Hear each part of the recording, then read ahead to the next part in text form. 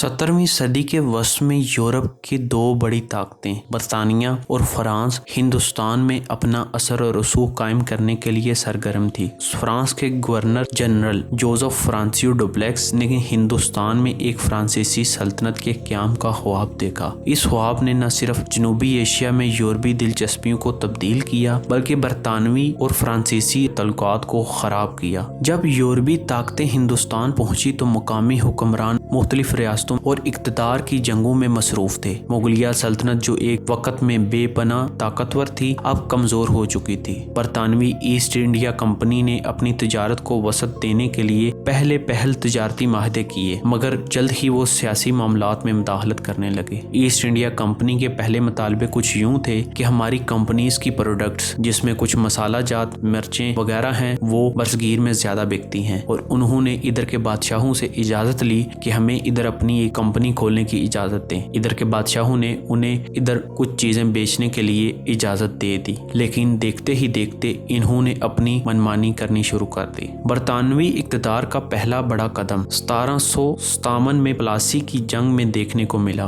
یہ جنگ بنگال کے نواب سراج الدولہ اور ایسٹ انڈیا کمپنی کے درمیان ہوئی۔ سراج الدولہ نے کمپنی کے بڑھتے ہوئے اثر و رسوخ پر اعتراض کیا اور کلکتہ میں فورٹ ولیم پر حملہ کیا۔ اس حملے میں کئی برطانوی قیدی بنائے گئے جس میں بعد میں بلیک ہول ٹریجڈی کے نام سے یاد کیا گیا۔ برطانویوں نے نواب کے خلاف سازشیں شروع کی اور سراج الدولہ کے اپنے کمانڈر میر جعفر کو رشوت دے کر اپنے ساتھ ملا لیا۔ پلاسی کی جنگ میں میر جعفر کی غداری نے سراج الدولہ کی شکست کو یقینی بنا دیا۔ اس جنگ نے برطانویوں کو بنگال پر قبضے کرنے کا موقع دیا اور ہندوستان میں برطانوی اقتدار کا دروازہ کھول دیا۔ پلاسی کی جنگ کے بعد میر جعفر کو بنگال کا نواب بنایا گیا، لیکن جب اس نے برطانوی مطالبات پورے کرنے سے انکار کیا تو اسے ہٹا کر میر قاسم کو نواب بنا دیا، یعنی کہ ادھر کچھ یوں ہوا کہ ہماری بلی ہمیں ہی میاؤں۔ میر جعفر پہلے برطانویوں کے تلوے چاٹتا رہا اور اس کے بعد ان کے ہی احکامات ماننے سے انکار کر دیا، کیونکہ اس کو یہ بہت برا لگ رہا تھا کہ ادھر کے لوگ اسے گردار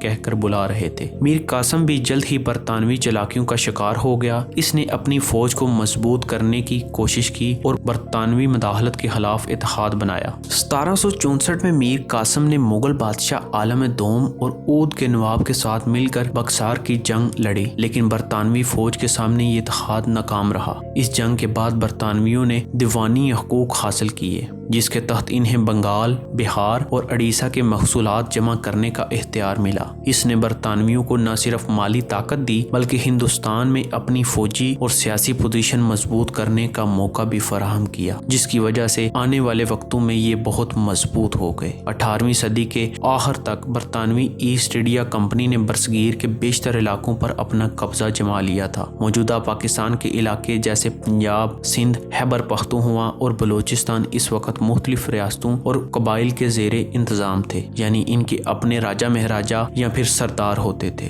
1843 میں برطانوی جنرل چارلس نیپر نے سندھ پر حملہ کیا اور میانی کی جنگ کے بعد اس علاقے کو فتح کر لیا۔ سندھ کے امیروں نے شکست دے کر اسے بمبئی بریزنٹسی کا حصہ بنا دیا۔ سندھ کی فتح برطانویوں کے لیے بہت ایک اہم چیز تھی کیونکہ اس نے انہیں ہندوستان کے شمال مغرب علاقوں تک رسائی دی۔ پنجاب جو اس وقت مہاراجہ رنجیت سنگھ کی قیادت میں ایک مضبوط ریاست تھی، 1839 میں ان کی وفات کے بعد اندرونی اختلافات کا شکار ہو گئی۔ ان حالات کا فائدہ اٹھاتے ہوئے برطانویوں نے 1845 میں پہلی اینگلو سکھ جنگ لڑی اور کچھ علاقوں پر قبضہ کر لیا۔ دوسری اینگلو سکھ جنگ 48 کے بعد پنجاب مکمل طور پر برطانوی سلطنت کا حصہ بن گیا۔ انہوں نے بہت ہی چالاکی سے اندرونی معاملات خراب کیے، یعنی ہندو، سکھ اور مسلمانوں کو آپس میں بڑھوایا اور ان پر حملہ کر دیا اور ان کے سارے علاقوں کو قبضے میں لے لیا۔